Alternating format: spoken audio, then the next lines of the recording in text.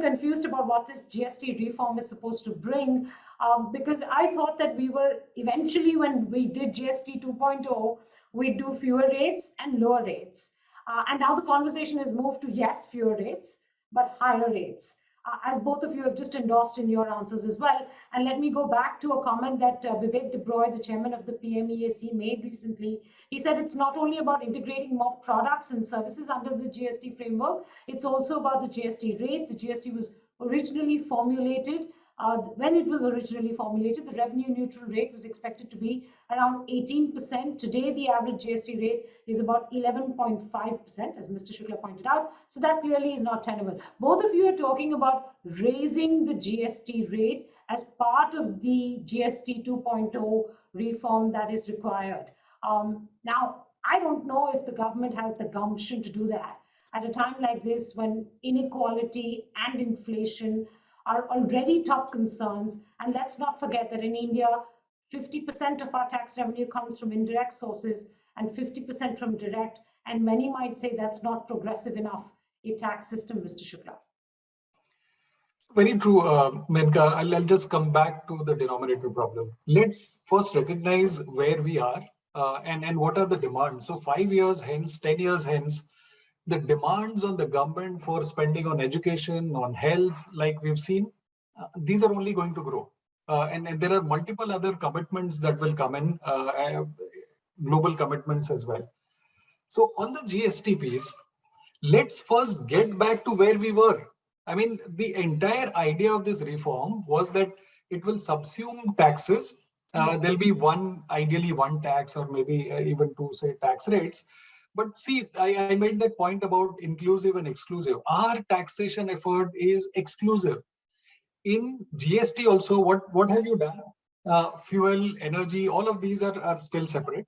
And then you got a bouquet where you could not resist the temptation of lowering it every subsequent budget.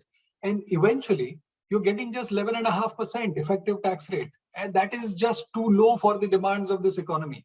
The point I'm making is it can be done two ways, right? You raise the rate or get other things like energy and some of these things, which are very, very tricky, right? State governments don't really want to compromise.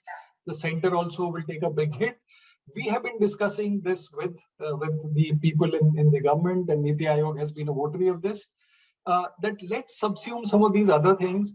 And then you come to actually something which you can really call GST, right? Goods and services tax, harmonized rate and harmonized tax. I think we've not even gone back to where we were. And then we are talking about some of these things, say from a decadal or a 5 to 10 year perspective. Mr. Shukla, can I throw one more complication into this GST mix? And that is the fact that given the experience of the last 2 years on compensation cess, we now have states demanding that compensation cess should be extended all the way up to 2027. So we had thought originally that in 5 years, this cess will die, allowing us to take some goods out of the top taxed rates and clean up the structure.